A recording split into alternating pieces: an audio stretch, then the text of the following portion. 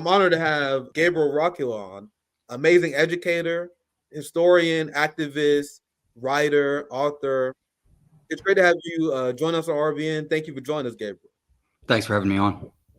But I've been covering Biden's how he enabled Israel every step of the way. Obviously, I don't know how much you've been following before the show, but I was showing them the headlines that come from the corporate media, like, oh my God, the limits of United States influence. And I'm not trying to pick on this guy. I'm just showing you guys what the messaging coming from the grassroots Democrat army is. Like, come on, man, these progressives are unreasonable. What could Biden possibly do to stop Israel? So with that said, I want to pass it to you, Gabriel, for your thoughts on that and broad thoughts on how Biden was handling the conflict and Gaza in general. Once again, thank you for joining us. Well, thanks for having me on. No, I think it's a good place to start because one of the most important things to see with Israel is that it's part of the imperial architecture of the leading imperialist power in the world, and that is the United States. And so what they tend to do is play this kind of nation state game where, oh, Israel's doing this and the US is pushing in that direction and they're not really following what the US wants and things like this to create dividing lines that are really false dividing lines, because this is an imperial project. It has been for a very long time. I mean, that's the history of Israel. And since the 60s, they've been allied very, very closely with the United States. So it's kind of a myth to think in terms of, oh, there's this autonomous state that makes its own decisions completely separate from US power. That's not how these things work.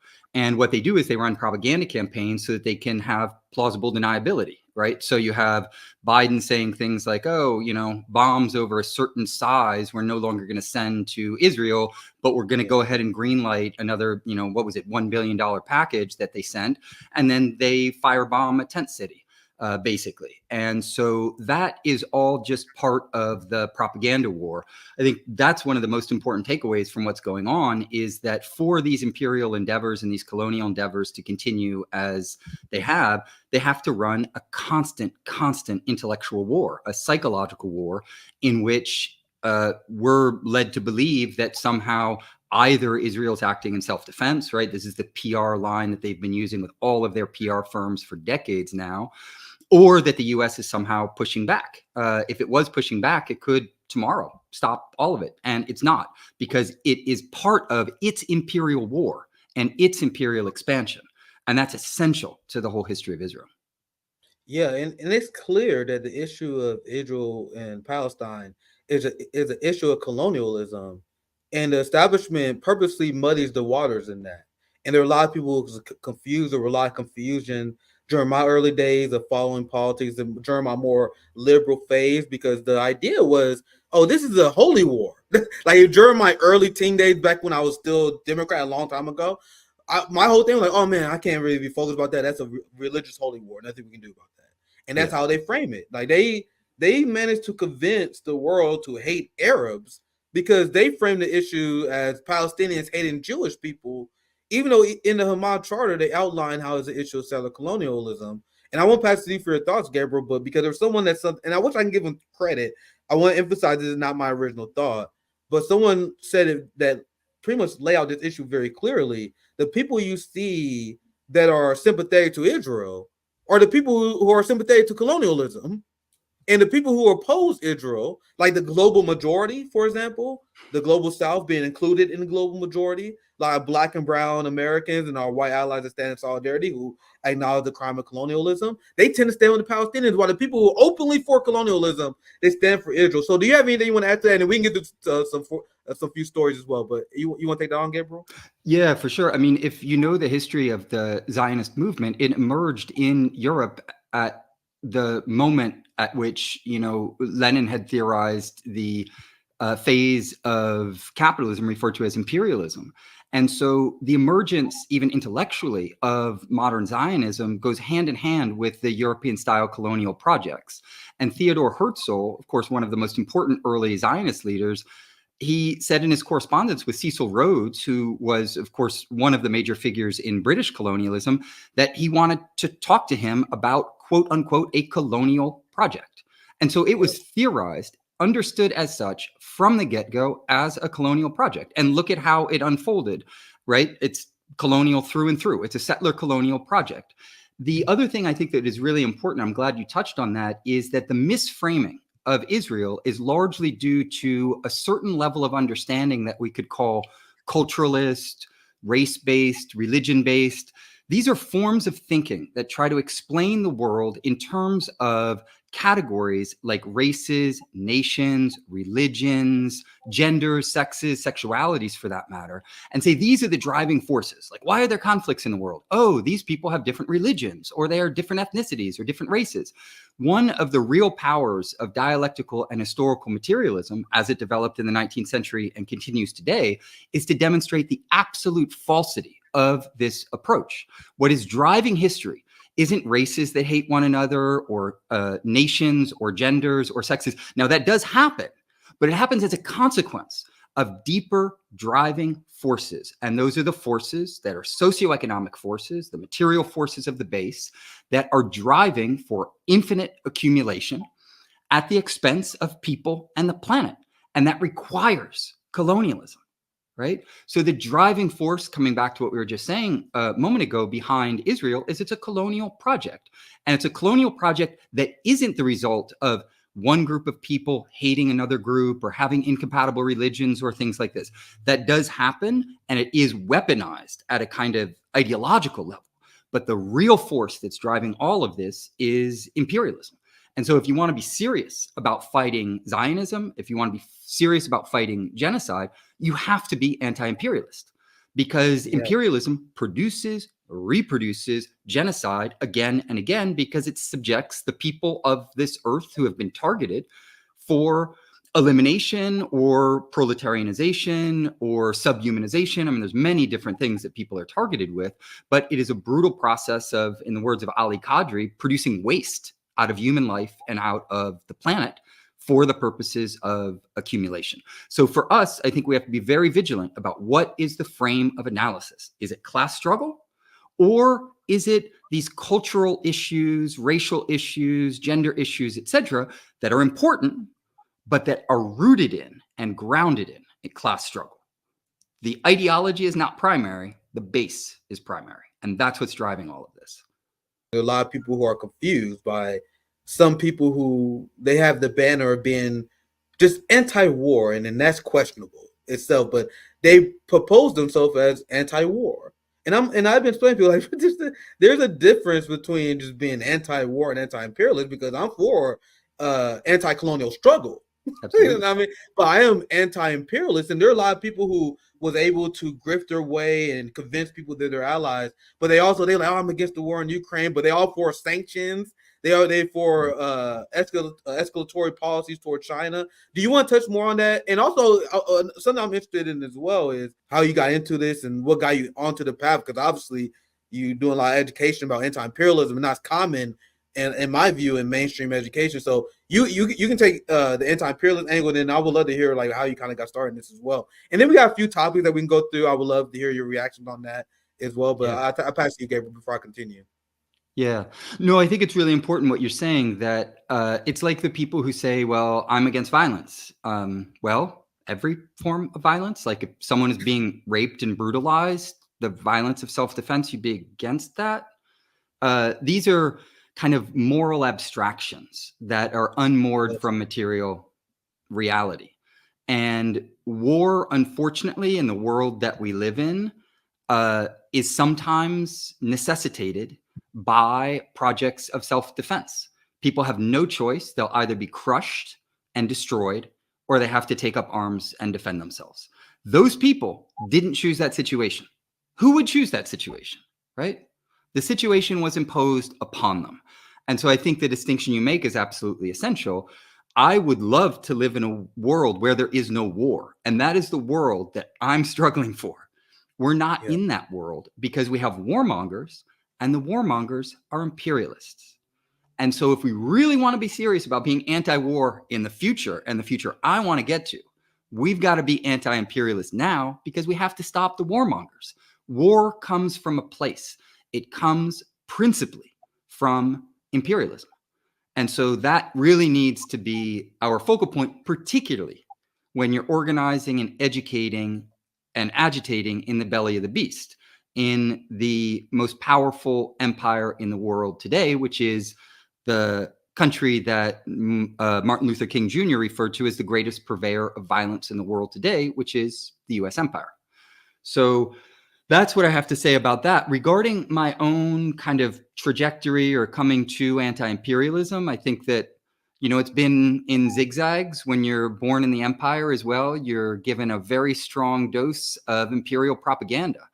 And it's remarkable how deep and how pervasive that propaganda is. And actually, a lot of my own scholarly work has been an investigation into the extent to which I myself, as a member of the intelligentsia, was propagandized through and through at many, many different levels. And so a lot of my own journey has been educational, but it's been self-critical. It's been coming to terms with the fact that I have to engage in self-critique if I want to advance. And probably one of the most important driving mechanisms behind that has always been, two things, I guess. One is a deep sense of rejection of the exploitative practices of capitalism. Just growing up working on a farm and working construction and knowing what that is, and wanting a world where people don't have to work, 17-hour days or whatever. But on top of that, organizing and being connected to communities in struggle and people who want to, as much as they can with the resources that they have, push things in the right direction. And that's an empowering thing, to know that we're not alone in the struggle. There's other people. We can help each other. We can pool our resources. And that's what we have to do, because there's no individual who's going to write a good book that's going to change the world, or a great podcast, or come up with a particular tactic for a specific organization. We've got to do it together, and we've got to pool our resources.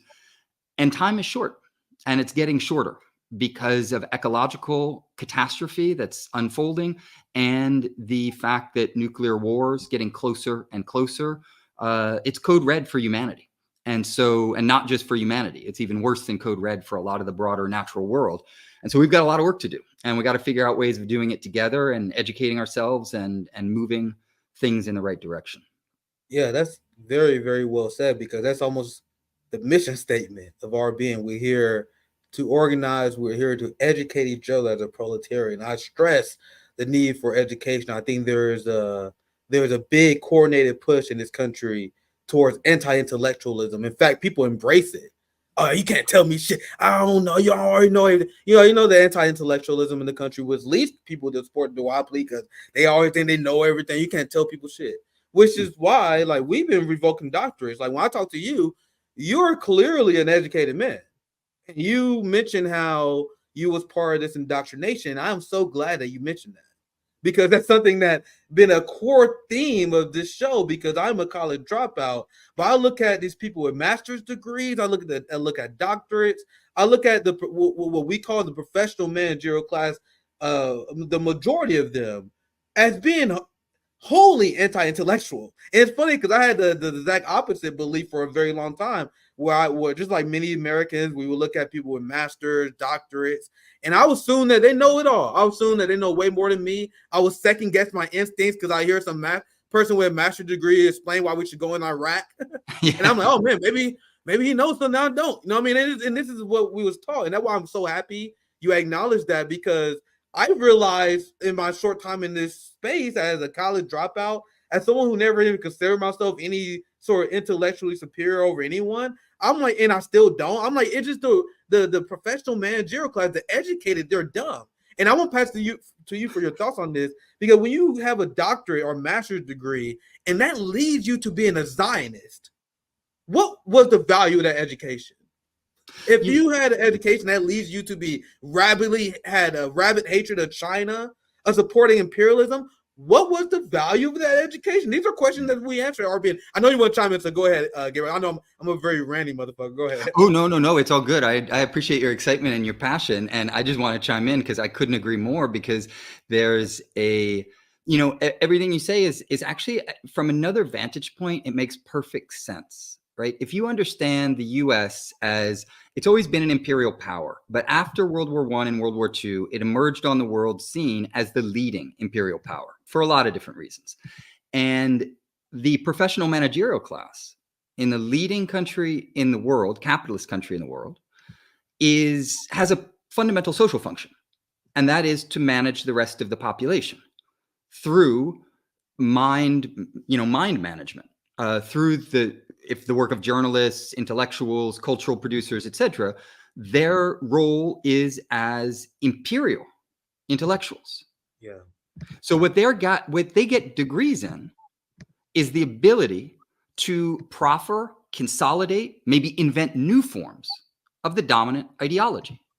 So I'd actually go back to you and say, well, isn't it maybe the opposite? Meaning, isn't the college dropout, self-educated individual perhaps the one who's closer to being able to have a level of education precisely because you're not subjected to the gauntlet of the kind of imperial forces of education, which is really, I mean, it's social triage primarily. It's the reproduction of classes. That's why we have the education system that we have, is to sort out the different classes. But it's also to massively indoctrinate those who go through the institutions, right? So one of the things I appreciate about your program is, and it's something that I'm invested in myself as well, is, well, we need to educate ourselves, right? Absolutely. The institutions aren't doing it. We got to do it. But we'll do it a lot better if we have some infrastructure for it. We have some solidarity networks and some support for it. And that form of education, it's the way I was educated. All of the things I really learned in this world, nobody taught them to me at a university. Absolutely not. I learned those through communities in struggle, through activism, through voracious reading, through self-reflection, self-critique, lots of conversations with many, many different people. That's real education. That's, Absolutely. just a quick distinction that for me really clarifies that, is that for me, education is all about use value. It's about explaining something in the world that you can use and gives you traction in that world, so you can intervene in that world. But the education that we get from the academy is exchange value, right? That's exchange value knowledge. Yeah. It's, hey, I paid $80,000 to this university. I got this diploma in return, and I'm going to change that in for a job that gets me paid more than the guy or girl who delivers my pizza or whatever it is. And so we need knowledge with use value, and that kind of education, not the exchange value that you can get diplomas in, particularly if you pay a lot of money for them. You can get better diplomas the more money you have. Yeah, you have, and I've explained this on the show before, where the education system in the United States was designed by Rockefeller and a bunch of other capitalists whose name escaped me. There was a whole group that got together. I mean, this is where, the capitalist class already have the government captured, but back then, like, this is like pre-regulation day. It was like there was like no difference between the capitalist class and government, so they like wrote the education books, and they said we wanted to create worker robots, not critical thinkers. That was the idea. And they wanted to create people who are obedient to systems, people who don't question authority. And this is why I struggle. I explain on the show all the time. I don't have any I'm not insecure over my intelligence, so I can rip on myself on this guy. I was a C student. Like, I hated school. I went to college. I was explaining all you guys how I struggle with calculus. I hated it. It wasn't for me. That's not how. I'm not the kind of guy who learned that way. A lot of men, we are not the way that learn this way. That's why there's a lot more success among a lot of women in academia, because there's different ways that we learn. That's not how I learn, especially in a system that's designed to brainwash you. That's why when I say earlier that we need to be educated, I mean, when I first started saying that stuff, there's a few people that know me. That, oh, what are you talking about? We don't need to go to college. I'm like, I'm not talking about that. Yeah. I'm talking about these conversations here, us educating each other. I have friends who send me stuff like, oh man, you see this article about China? Like, it's us educating each other. And for all the people who trying to pretend that Biden is like, oh, there's nothing they can do for Israel. Like, this is just one of many examples on why that narrative is nonsense. 2 more U.S. officials have resigned over the Gaza war, saying that the Biden administration is not telling the truth about Israeli obstruction of humanitarian assistance to more than 2 million Palestinians trapped and starving in a tiny coastal strip. We covered this earlier. The lies that Biden was saying regarding Israel laying aid through never made sense, because why we had to build pier if that was the case? Why we have to airdrop aid in if Israel was laying aid through? But all the time, John Kirby, Biden, all these people come out and say, oh, well, we made a lot of progress with Israel allowing aid to come in.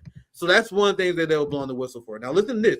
This here, I'm gonna just read these two paragraphs because these two paragraphs is cuckoo for Cocoa Puffs. Alexander Smith, a contractor for U.S. Agency for International Development, USAID, said he was given a choice between resignation and dismissal after preparing a presentation on maternal and child mortality among Palestinians, which was canceled at the last minute by USAID. Fam, do you guys have any idea how absolutely crazy this is? So within the federal government, there was people, once again, humans, and they work on their own, compile a report because Biden keeps saying stuff like, oh, there's no evidence of war crimes, there's no evidence of Israel committing slaughter because they try to protect their ass.